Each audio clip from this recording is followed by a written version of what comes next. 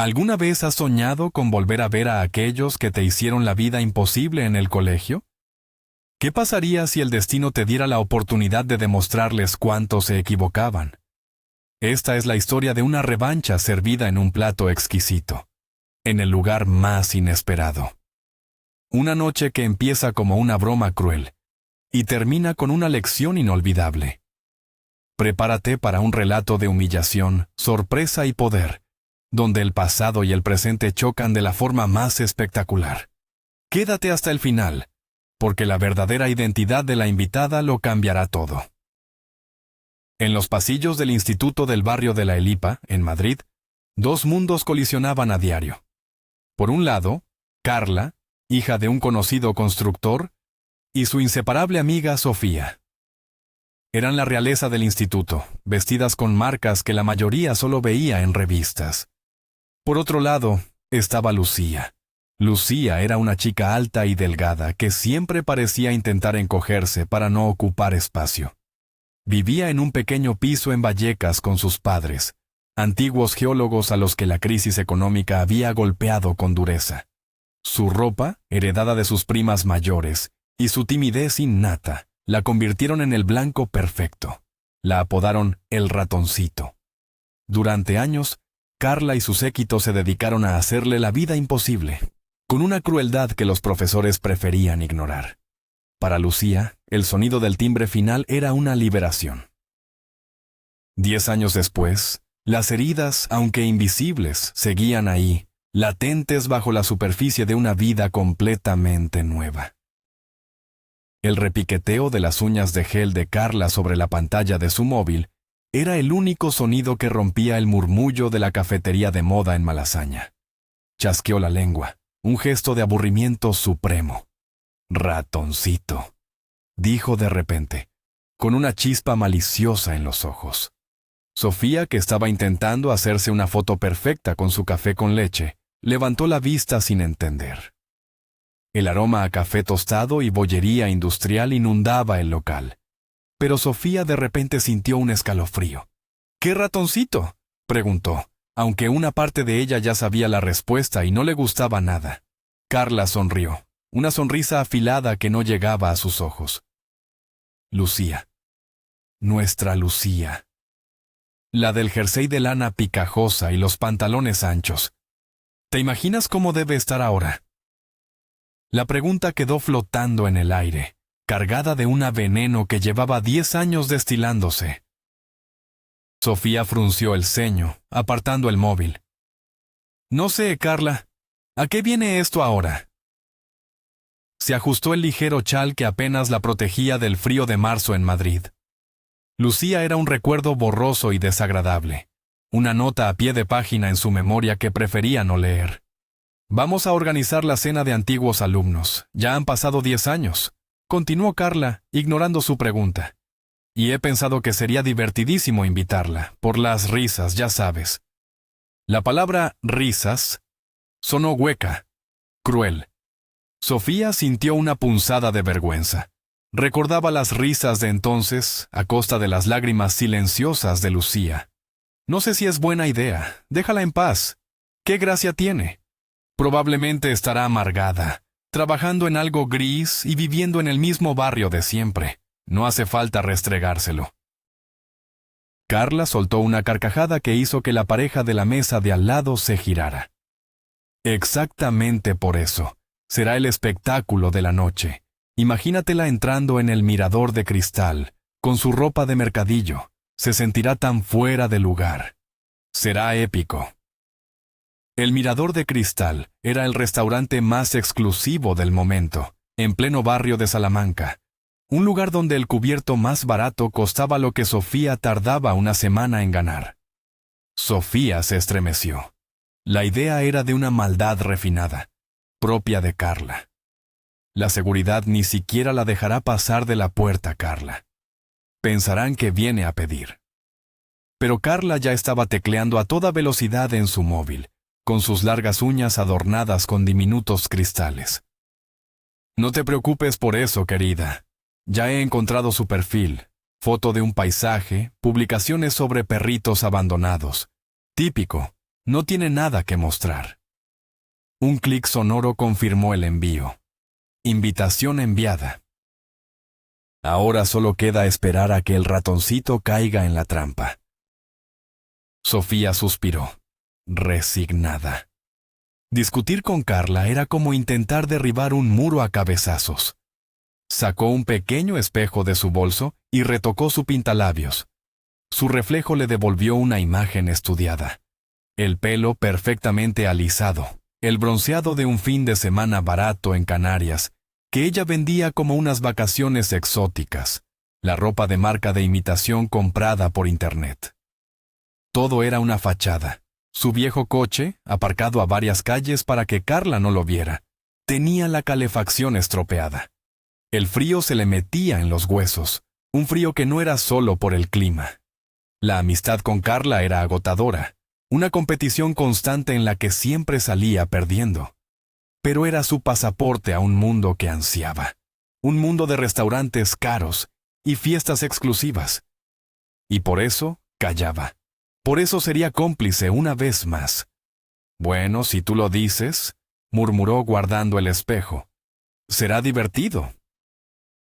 Mientras tanto, a varios kilómetros de allí, en un ático luminoso del barrio de Chamberí, la luz dorada del atardecer se filtraba por un ventanal inmenso. Lucía cerró la tapa de su ordenador portátil con un suspiro de cansancio. El día había sido largo, lleno de reuniones y decisiones. Su marido, Javier, entró en el despacho con 2 copas de vino. ¿Día duro, cariño?, preguntó, dándole un beso en la frente. El aroma a madera de cedro de su despacho y el perfume suave de Javier la envolvieron. Un refugio de paz. El de siempre, sonrió ella, aceptando la copa. Fue entonces cuando su portátil emitió un suave pitido, anunciando un nuevo mensaje. Lo abrió por pura inercia, sin esperar nada importante. Y entonces vio el nombre. Carla Fuentes. El corazón le dio un vuelco tan violento que el vino de la copa tembló. Lucía leyó el mensaje una y otra vez, como si las palabras pudieran cambiar de significado. Hola, ratoncito. Hacemos cena de antiguos alumnos. 2 de marzo, 21:00 horas, restaurante El Mirador de Cristal. Ven si te atreves. El tono burlón, el apodo cruel. Todo estaba ahí. De repente, ya no estaba en su luminoso ático. Estaba de vuelta en el patio del instituto, con el frío del invierno colándose por su abrigo demasiado fino. Podía oír las risas, sentir las miradas. Podía oler el polvo de tiza y el desinfectante barato del pasillo. Javier notó el cambio en su rostro. «Lucía, ¿qué pasa? Estás pálida como el papel». Ella le tendió el portátil, incapaz de hablar. Él leyó el mensaje y su expresión se endureció. «¿Quién es esta?» «Carla», preguntó con una calma tensa que no presagiaba nada bueno. Las compuertas de la memoria se abrieron de par en par. Lucía se vio a sí misma, una niña de 15 años, intentando limpiar con un pañuelo de papel el batido de chocolate que le habían tirado encima del libro de texto. Recordó encontrar su mochila en la papelera del baño, con los deberes de toda la semana destrozados.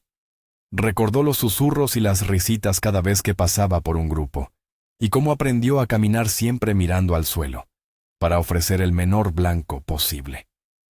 Su padre, con la espalda destrozada de descargar camiones por la noche después de dar sus clases en el Instituto de Formación Profesional. Su madre, llegando a casa agotada tras dar clases particulares para conseguir un dinero extra. ¿Cómo iba a cargarles con sus problemas? Ellos luchaban por la supervivencia, y ella luchaba la suya en silencio.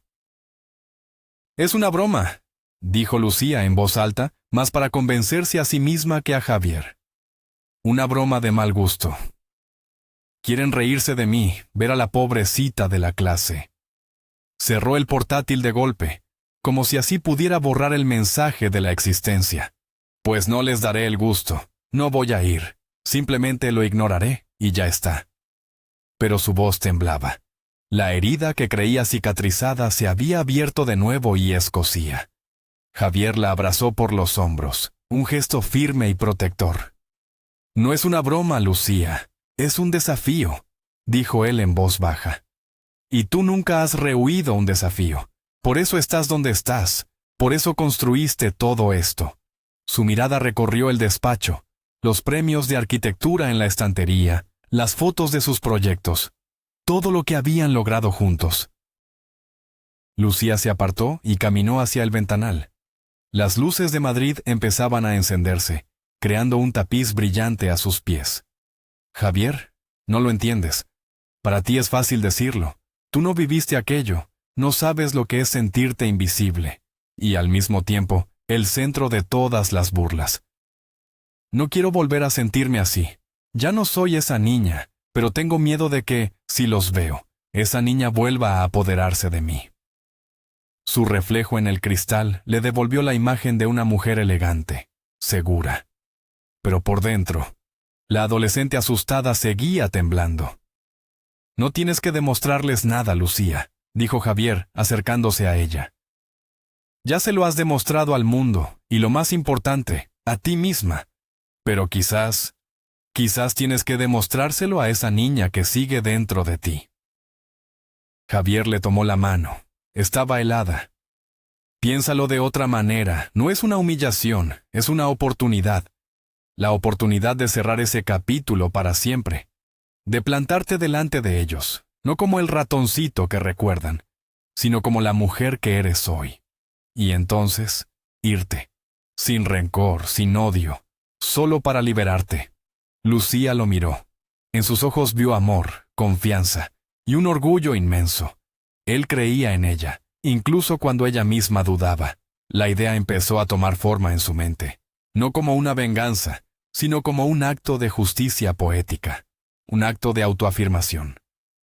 Respiró hondo, el aire fresco de la noche llenando sus pulmones. «¿Y si no soy lo bastante fuerte?». Javier sonrió. «Eres la mujer más fuerte que conozco.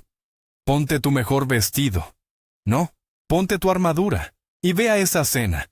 Yo estaré esperando a que vuelvas, y celebraremos tu victoria». El día de la cena, una tensión eléctrica flotaba en el aire del ático. Lucía pasó la tarde en una especie de trance. No era nerviosismo, era una concentración absoluta, como la que sentía antes de una presentación importante. Eligió el vestido con un cuidado meticuloso. No era el más caro ni el más llamativo, sino uno que la representaba. Un vestido de seda de color esmeralda, de corte sencillo pero impecable, que se ceñía a su figura con elegancia.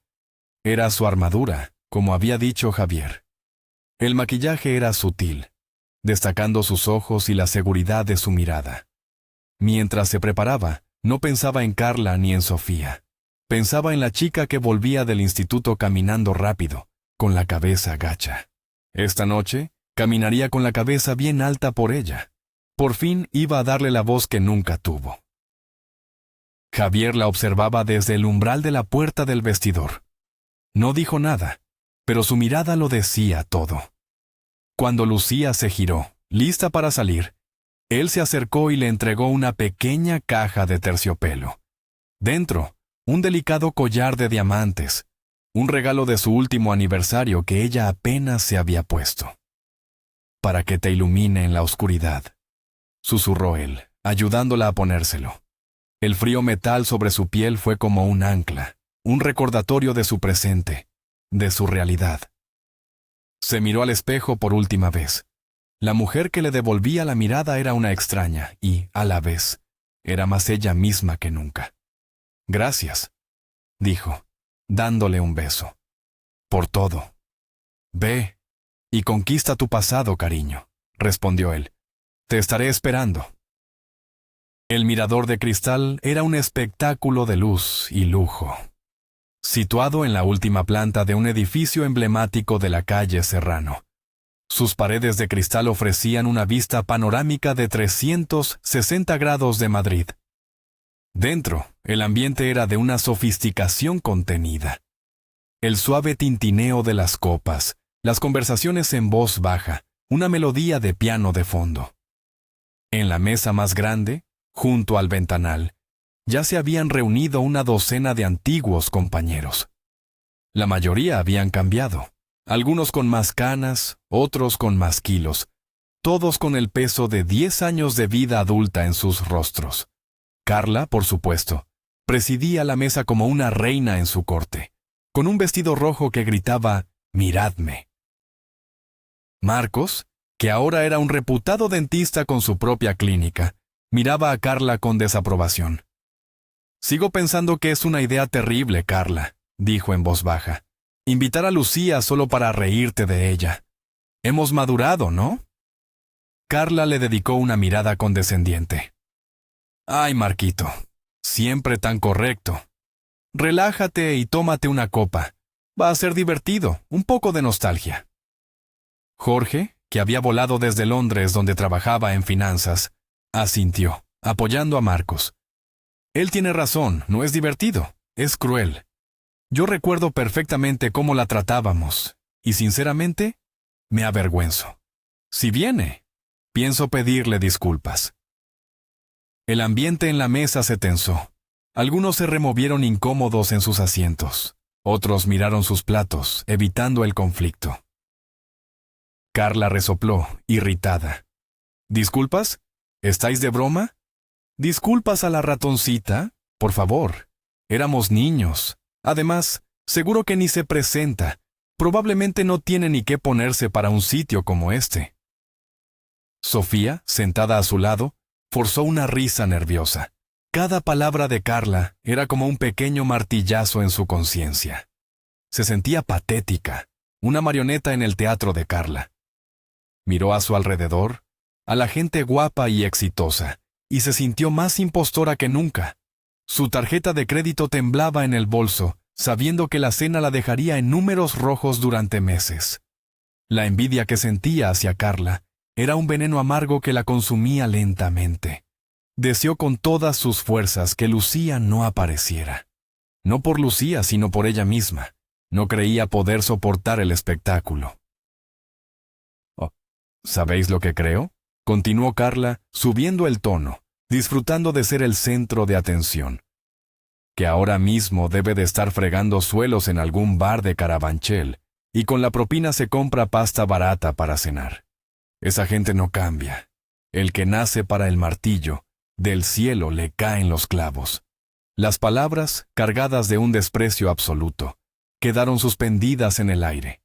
Incluso sus aliados más fieles se sintieron incómodos. El pianista comenzó una nueva melodía, una pieza suave y melancólica, que parecía subrayar la fealdad del momento. Marcos negó con la cabeza y se sirvió más vino, con un gesto de profundo hastío. «No has cambiado nada, Carla, y eso es bastante triste». Justo en ese momento, las puertas de cristal del restaurante se abrieron. Una figura entró, deteniéndose un instante bajo el arco de la entrada para que sus ojos se acostumbraran a la luz tenue. Llevaba un vestido de color esmeralda que parecía capturar y reflejar todas las luces del local.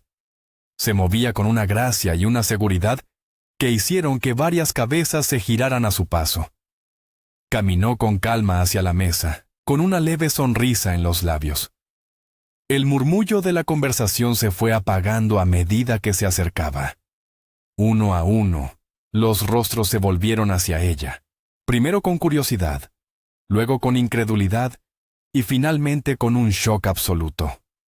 El silencio cayó sobre la mesa de los antiguos alumnos, un silencio tan denso que se podía cortar con un cuchillo.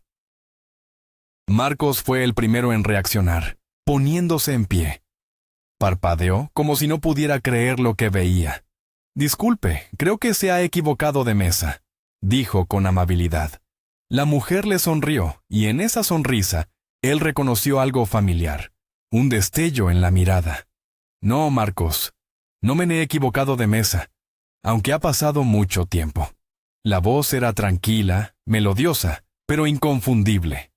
Jorge se levantó de un salto con los ojos como platos. «Dios mío, ¿Lucía? ¿Eres tú?» El nombre resonó en el silencio, una onda expansiva de asombro. Lucía asintió lentamente, su sonrisa ampliándose. Hola, Jorge. Hola a todos. El ratoncito había llegado a la fiesta, y no se parecía en nada a como la recordaban. Carla se quedó paralizada, con la copa de champán a medio camino de sus labios. La miraba de arriba abajo, buscando desesperadamente un defecto, una imperfección, algo que confirmara la imagen que tenía grabada en su mente. Pero no había nada. El vestido, la figura esbelta, el cabello oscuro cayendo en ondas suaves sobre sus hombros, el discreto brillo de los diamantes en su cuello. Todo era perfecto, demasiado perfecto. Sofía, a su lado, sentía que le faltaba el aire. La mujer que tenía delante no era Lucía, no podía serlo. Era alguien sacado de la portada de una revista de moda. La humillación que habían planeado para ella se estaba volviendo en su contra como un boomerang, y aún no había dicho más que hola.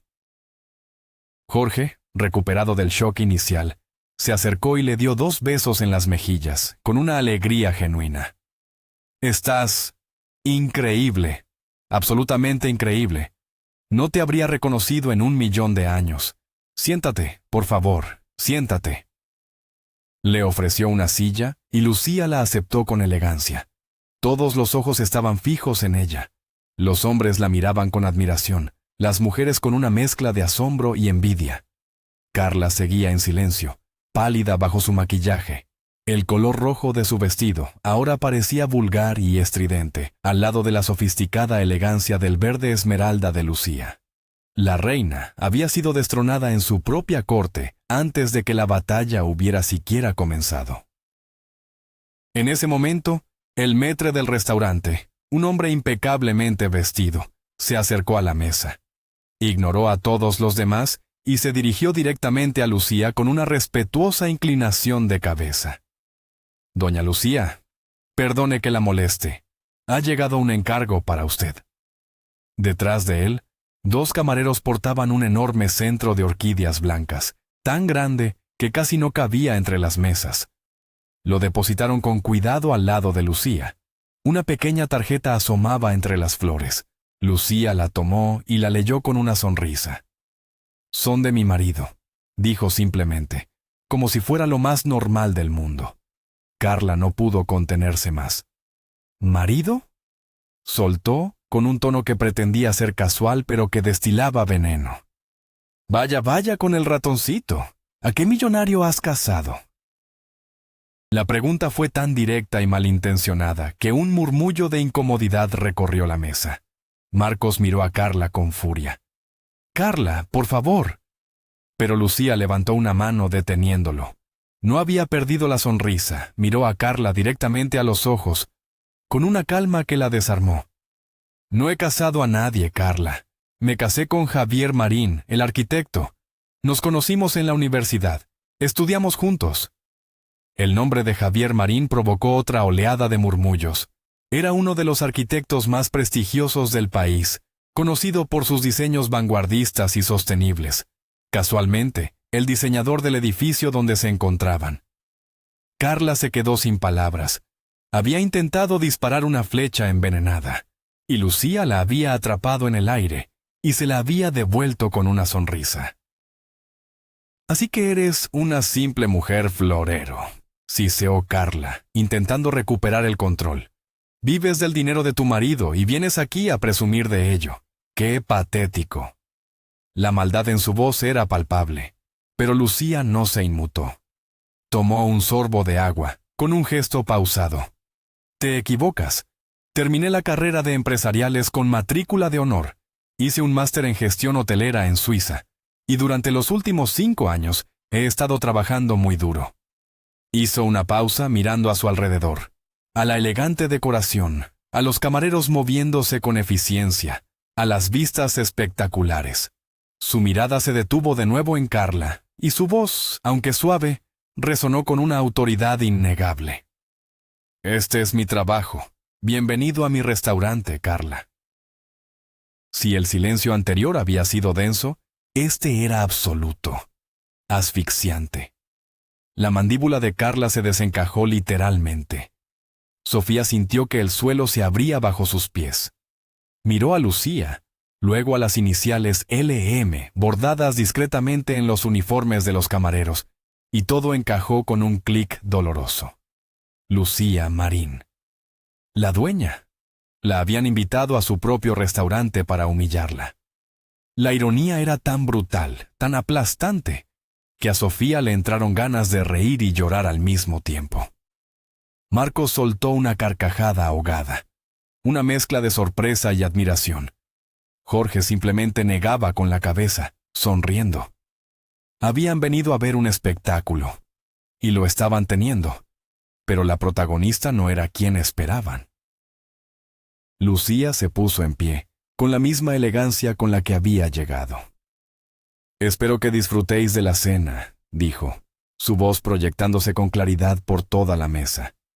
«Por supuesto, invita a la casa. Consideradlo un regalo de bienvenida». Se dirigió al maître. «Andrés, por favor, asegúrate de que a mis antiguos compañeros no les falte de nada. Sírveles nuestro mejor vino». El maître asintió con una sonrisa cómplice. «Por supuesto, doña Lucía». El uso del doña fue el golpe de gracia final, la estocada definitiva a la arrogancia de Carla, la confirmación de un estatus que Carla, con todo el dinero de su padre, nunca podría alcanzar, el que se gana con esfuerzo y respeto. Carla, roja de furia y humillación, se levantó de golpe, tirando su silla. «Esto es ridículo. Una trampa. Lo has hecho a propósito para humillarme». Su voz era un chillido agudo que rompió la atmósfera del restaurante. Algunos clientes de otras mesas se giraron, curiosos. Lucía la miró y por primera vez su expresión contenía un atisbo de pena. «No, Carla. La única que ha intentado humillar a alguien esta noche ha sido tú. Yo solo he aceptado una invitación. No tengo la culpa de que el lugar que elegiste para tu pequeña broma sea el fruto de mi trabajo». Se encogió de hombros con una naturalidad pasmosa. «El mundo es muy pequeño, ¿no crees?». La sencillez de su respuesta fue más devastadora que cualquier insulto. Sin decir una palabra más, Lucía se dio la vuelta.